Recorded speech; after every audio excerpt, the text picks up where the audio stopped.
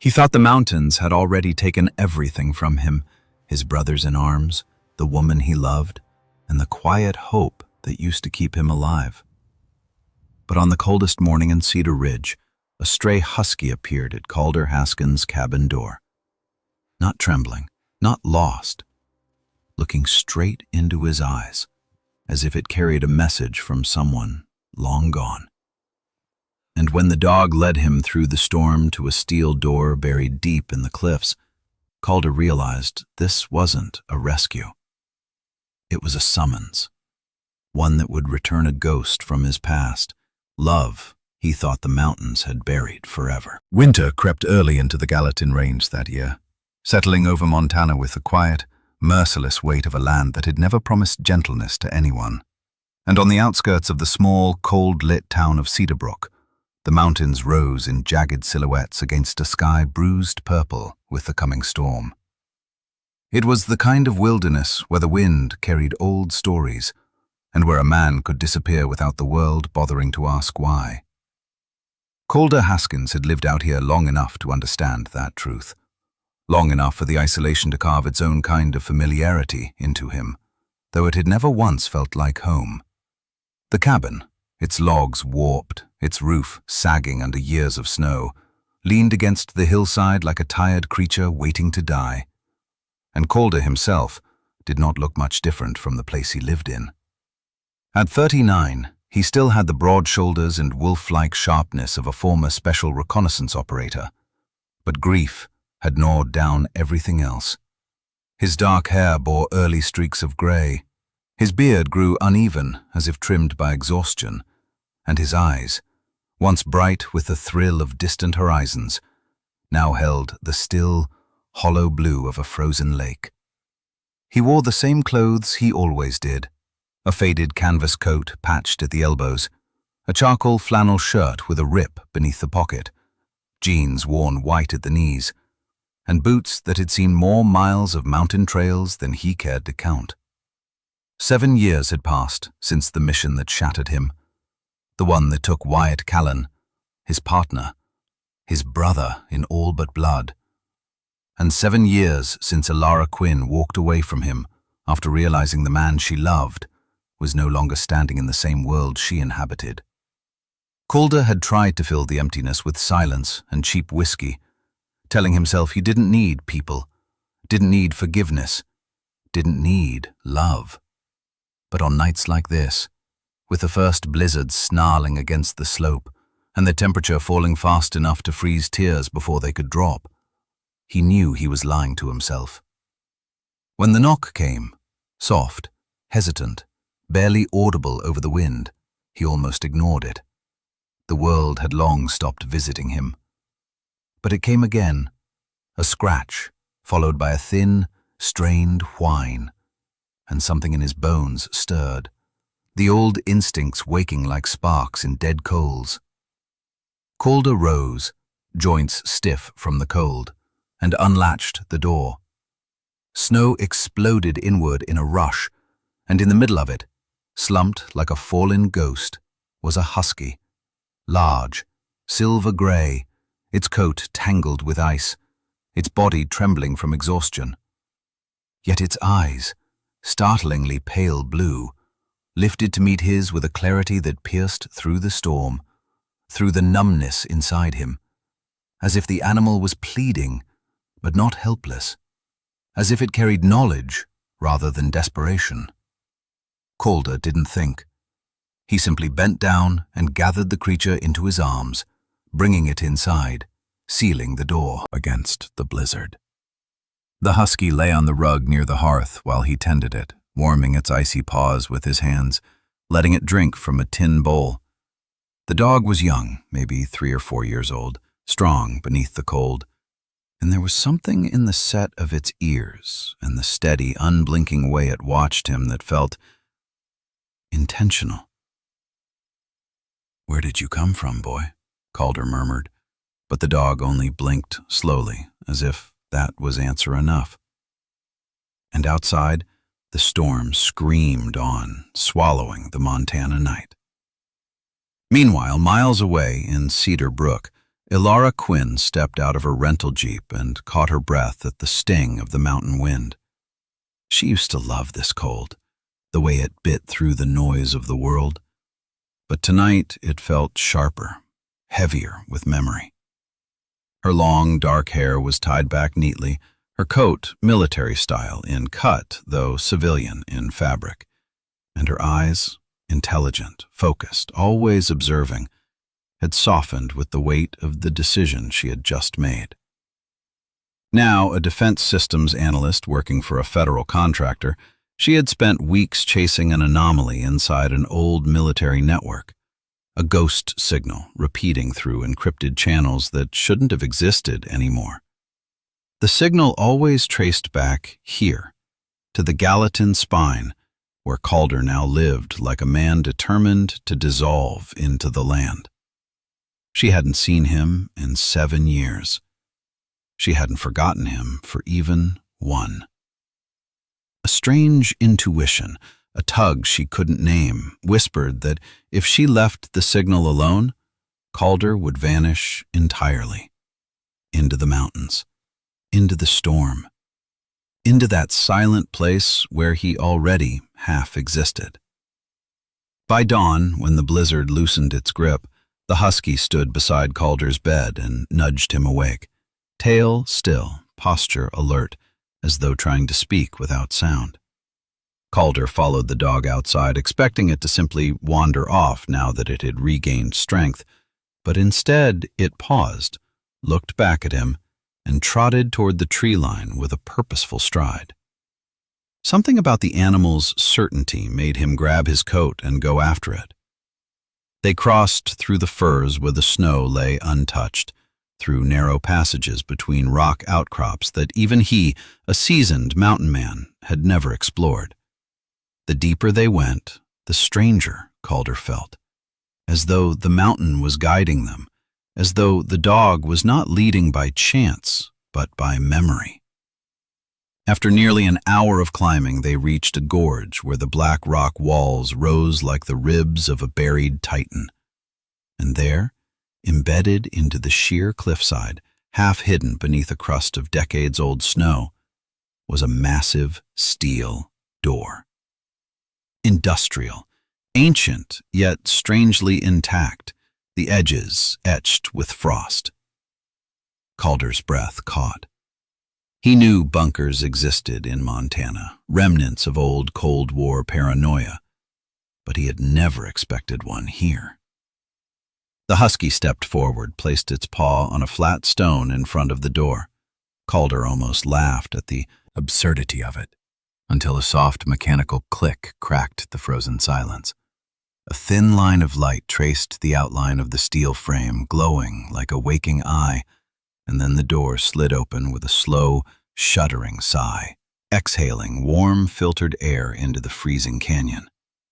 Calder followed the husky inside, heart pounding, instinct warring with disbelief, and found himself standing in the foyer of a forgotten government facility.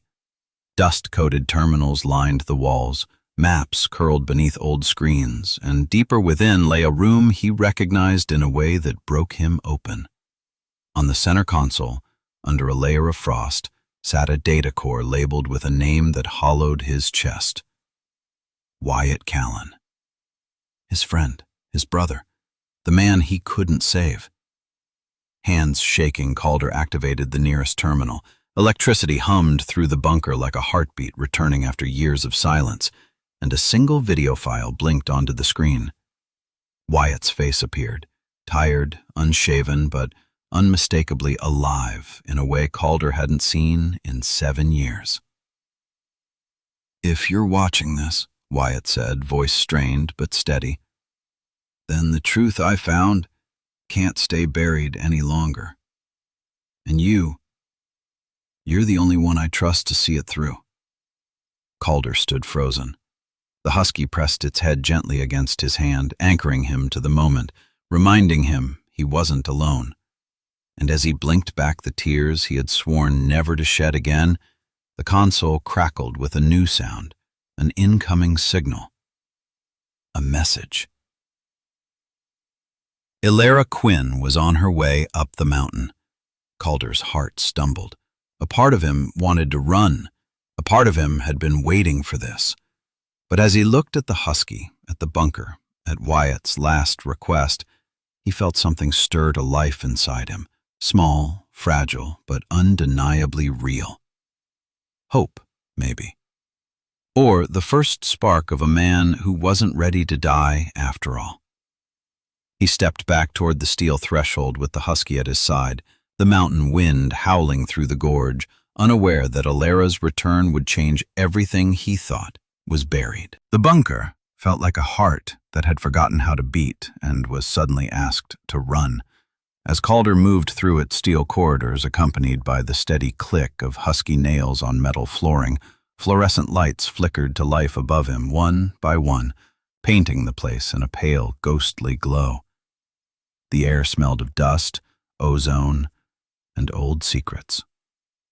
In the main operations room, rows of monitors curved around a central console, their glass faces dark until he brushed his fingers over a cracked keyboard and brought them sputtering back from sleep. Code scrolled, directories opened, and slowly a skeleton of data began to knit itself together from fragments buried in the system. Wyatt had never done anything halfway. He'd left a maze and a map all at once. Calder worked in a silence thick enough to ring in his ears, the only sounds the hum of machinery and the soft, occasional huff of the husky. No, not just any stray, he realized as he found the first reference in an old file tag. Scout, primary access key. The dog, resting by the door as if keeping watch, lifted its head when Calder spoke the name aloud, ears pricking, eyes alert, as though recognizing something deep in the bones of it. Scout, he repeated softly. So that's who you are. The files told pieces of a story Wyatt had died trying to finish.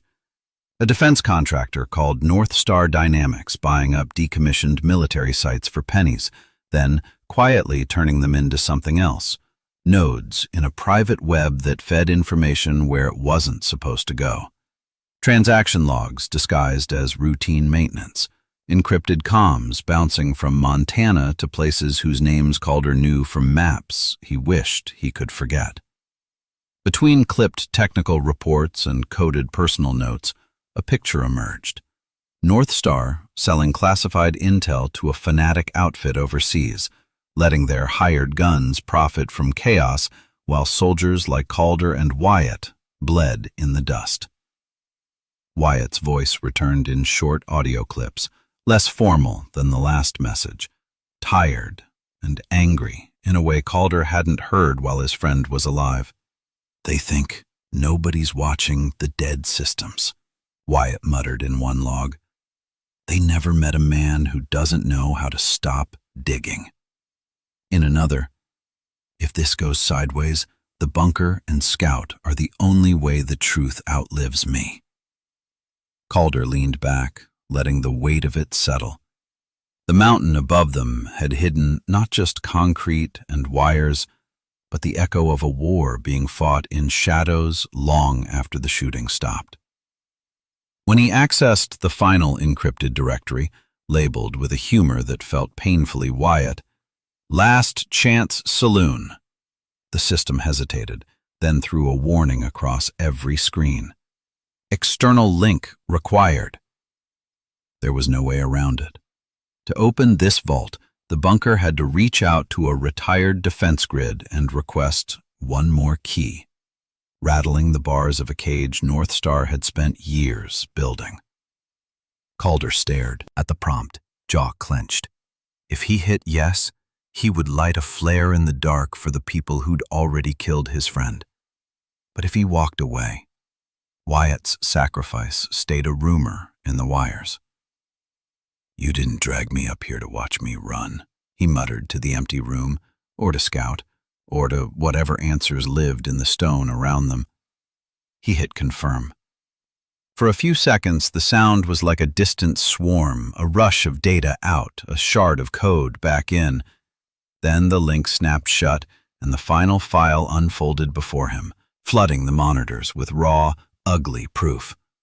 Unredacted contracts, time-stamped transfers, voice calls where men with easy, expensive laughter discussed regions of conflict the way ranchers talked about cattle markets.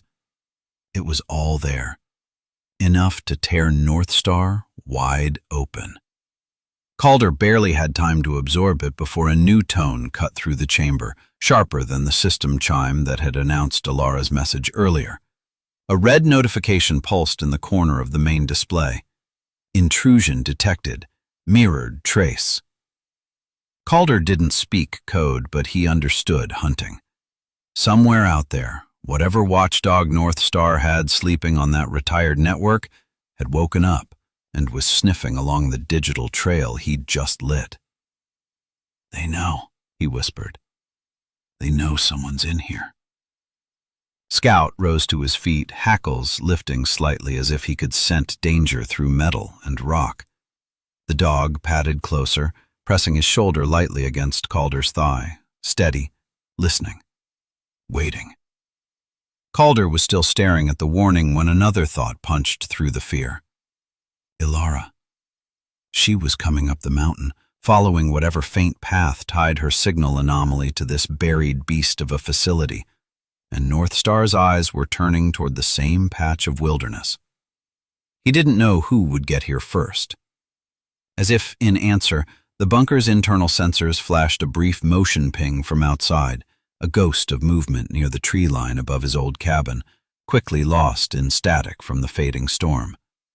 Calder had spent years trying not to care whether she lived in his world or not. Now the idea of North Star's people crossing her path sent a cold fire through him. "We don't have much time, Scout," he said. "Let's make this place earn its keep." What followed was less discovery and more negotiation with the ghost of Wyatt Callan's genius. Calder explored the fortress proper now, Scout ranging ahead, nosing at panels and pauses in the wall where human eyes might have seen nothing. In a narrow side corridor he wouldn't have entered if the dog hadn't stopped there.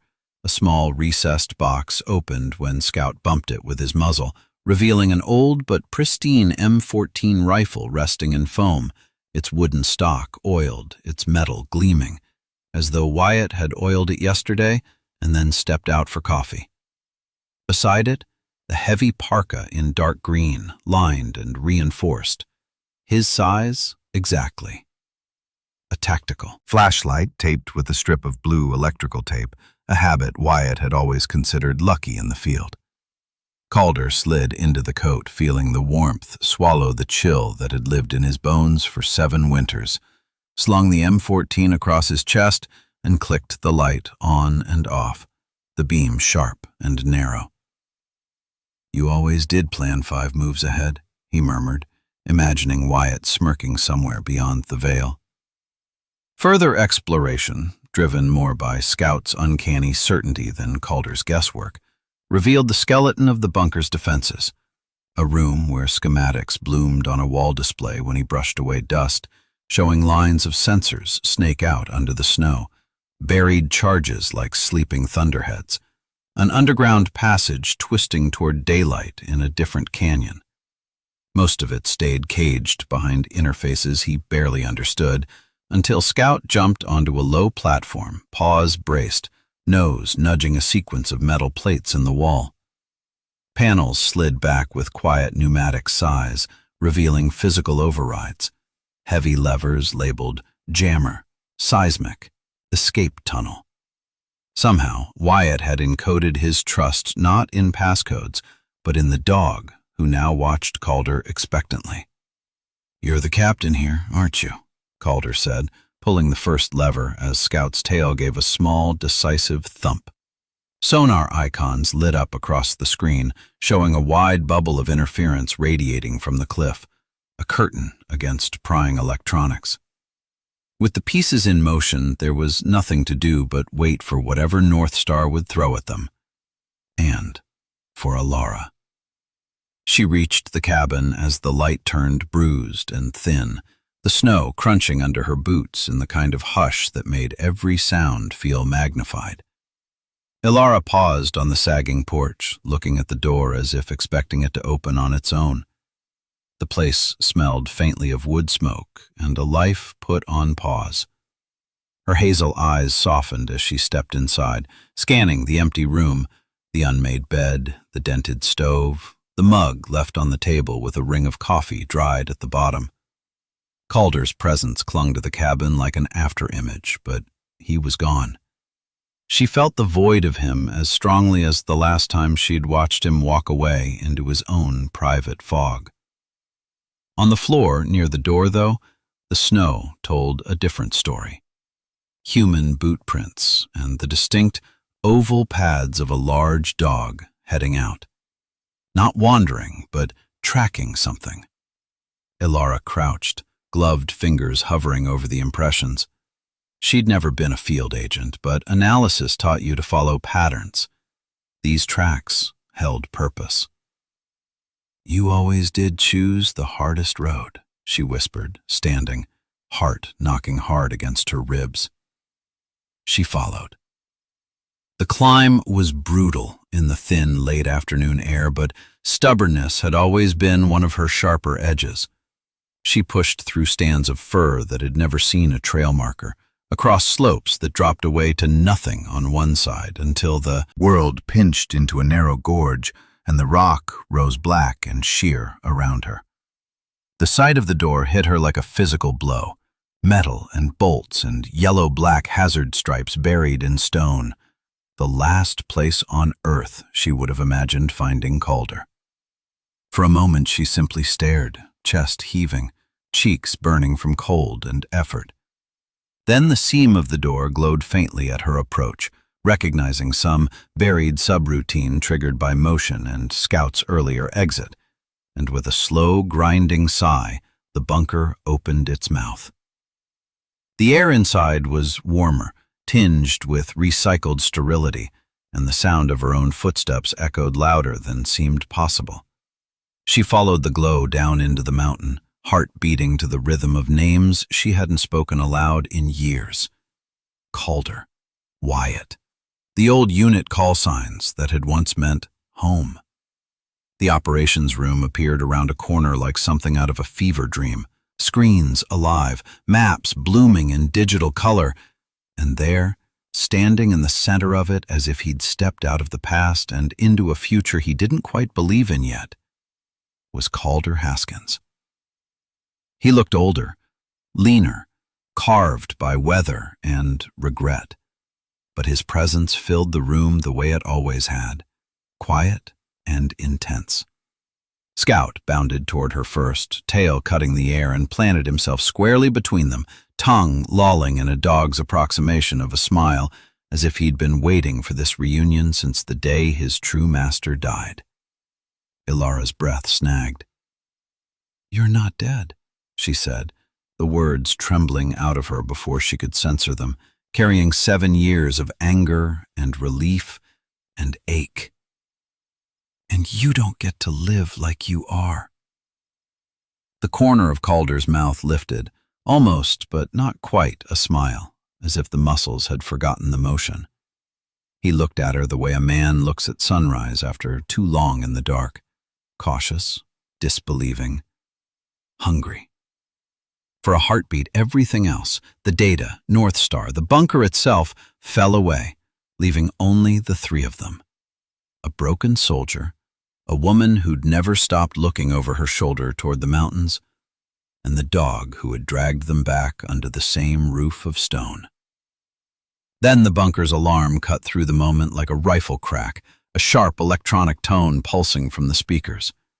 Across the peripheral monitors, radar blips flared as a shape swept over the ridge above them, an unmarked helicopter, low and circling. Calder's eyes snapped to the display, the soldier inside him surfacing with a clarity Ilara had never seen and always suspected was there.